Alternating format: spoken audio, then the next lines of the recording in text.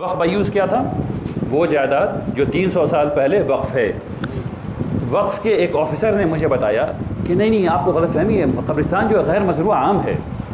وقف کا آفیسر مجھ سے کہہ رہا ہے قبرستان جو ہے وہ غیر مجروع عام ہے، ٹھیک ہے نا، غیر مجروع عام۔ تو غیر مجروع عام جو ہے اس کا مطلب کیا ہے؟ غیر مجروع عام کا غیر مجروع عام کا مطلب یہ ہے کہ وہ جائیداد وقف تھی بھائی، کیڈسٹرل سروے میں وہ غیر مزروع عام لکھی ہوئی ہے۔ کیڈسٹرل سروے میں 1883 کے سروے میں وہ غیر مزروع عام لکھی ہوئی ہے، بس اتنا ہی مطلب ہے۔ لیکن ان کے کہنے کا مطلب تھا کہ غیر مزروع عام کا مطلب یہ حکومت کی پراپرٹی ہے۔